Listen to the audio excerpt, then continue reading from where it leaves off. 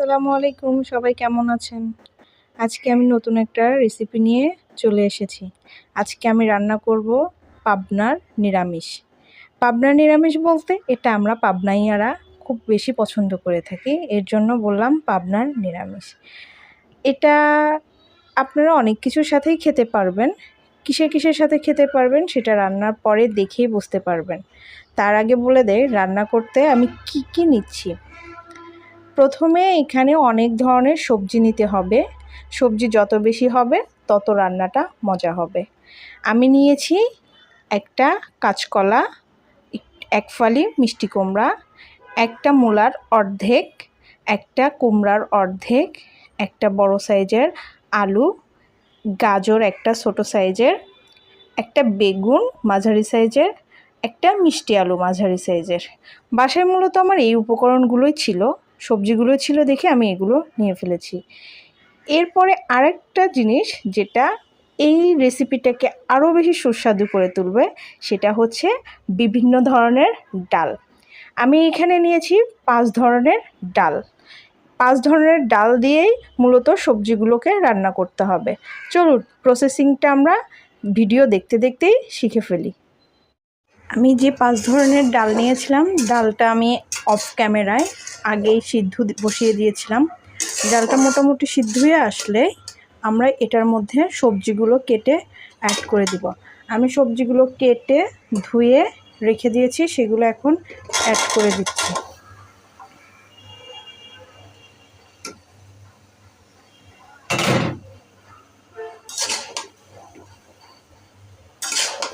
এবার ডাল এবং সবজি একসাথে মিশিয়ে নিতে হবে।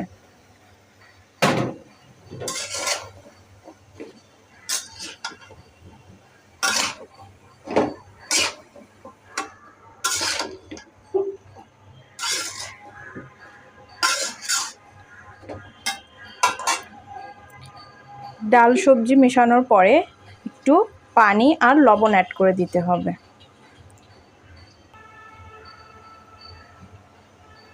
আমি এইখানে স্বাদ মতো লবণ অ্যাড করে দিচ্ছি। যদিও মাঝখানে আমি লবণটা টেস্ট করে নিব যে কম হয়েছে কিনা। যদি কম হয় তাহলে আমি আবার লবণটা দিয়ে দিব। আপনারাও প্রথমে অল্প পরিমাণ শুধু সবজি সিদ্ধ করার জন্য লবণটা দিয়ে নেবেন।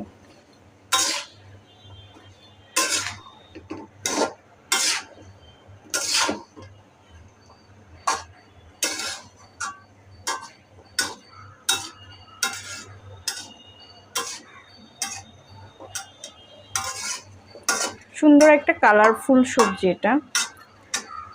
চাটগাঁয়ে বা অন্য ডিস্ট্রিক্টের মানুষ হয়তো বা এটাকে সবজি বলে, কিন্তু আমাদের পাবনার মানুষ এটাকে নিরামিষ বলে, আর আমার গ্রামের মানুষ এটাকে লাবড়া বলে থাকে। কি নামটা একটু হাস্যকর না? কিন্তু রান্নাটা অনেক মজা। আমি এখন একটু পানি অ্যাড করে দিচ্ছি সবজিটা সিদ্ধ হওয়ার জন্য।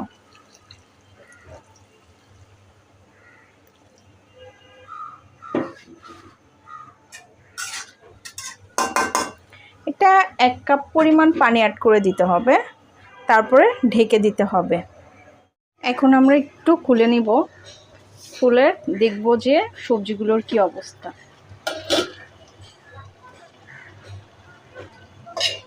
দেখেন মোটামুটি ডালগুলো বাকি যতটুকু সিদ্ধ হওয়া ছিল ততটুকু সিদ্ধ হয়ে গেছে, আর সবজিগুলো মোটামুটি সিদ্ধ হয়ে গেছে। গাজরটা সিদ্ধ হয়ে গেছে, মিষ্টি কুমড়াটা সিদ্ধ হয়ে গেছে, কুমড়াটা সিদ্ধ হয়ে গেছে। তো এই অবস্থাতে আমি অ্যাড করে দিব পেঁয়াজ,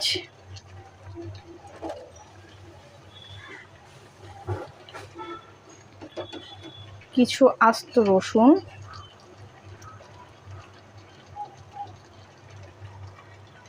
আর কাঁচামরিচ ফালি। এগুলো অ্যাড করে দেওয়ার পরে হালকা নেড়ে চেড়ে আবার আমি 5 মিনিটের মতো ঢেকে দিব। 5 মিনিট ঢাকা পরে যখন আমি খুলব তখন দেখব যে সবজিটা 75% সিদ্ধ হয়ে গেছে। বাকিটা যখন আমি পানি দিয়ে দিব তখন হয়ে যাবে।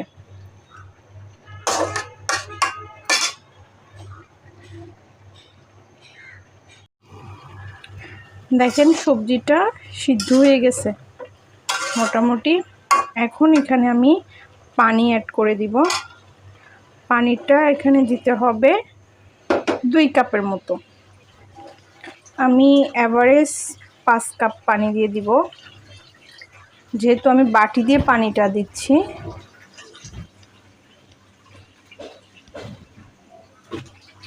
আপনারা যারা নতুন তারা কাপ দিয়ে মেপে পানিটা দিয়ে দিতে পারেন।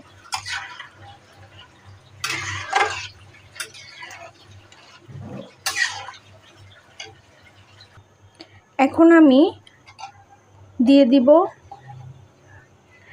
1 চা চামচের অর্ধেক হলুদের গুঁড়া আর 1 চা চামচের অর্ধেক ধনিয়ার গুঁড়া।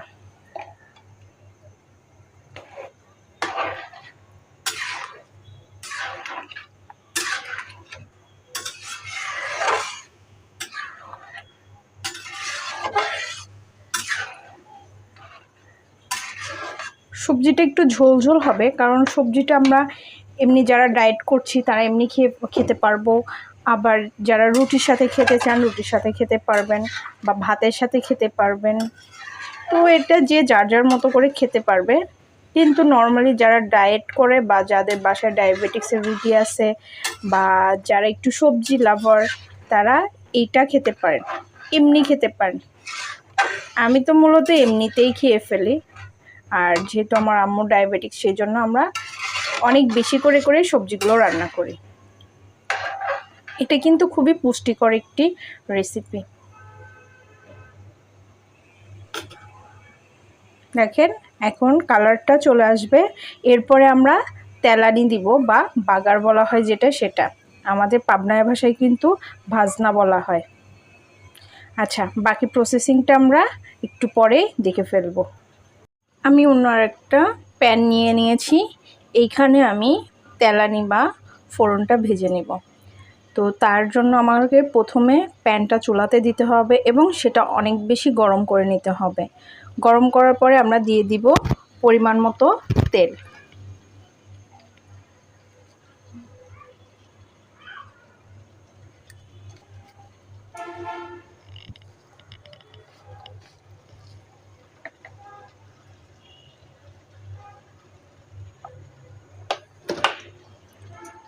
তেলের মধ্যে আমরা একে একে দিয়ে দিব পেঁয়াজ কুচি, রসুন কুচি। আমি পেঁয়াজ এবং রসুন কুচিটা দিয়ে দিয়েছি এবং হালকা ব্রাউন কালার হলে তখন আমি এটার মধ্যে 2টা শুকনা মরিচ ছিঁড়ে দেব। এরপর যে আমি দিয়ে দিচ্ছি কালো জিরা। সবগুলো আমার উপকরণ ভাজা হয়ে গেলে আমি এটাকে দিয়ে দিব সবজির মধ্যে। দেখেন এখন উপর দিয়ে তেলটা এবং বেরেস্তাগুলো সুন্দরভাবে দেখা যাচ্ছে। মোটামুটি হয়ে গেছে আমাদের সবজি রান্নাটা। এবার লবণটা টেস্ট করে তারপরে লবণ লাগলে অ্যাড করে দিব। এবার আমাদের চুলার আঁচটা একটু হাই লেভেলের দিয়ে দিতে হবে। আর হ্যাঁ, সবজি সিদ্ধ করার সময় অবশ্যই যখন ঢেকে দিবেন তখন চুলার আঁচটা লো লেভেলের রাখতে হবে।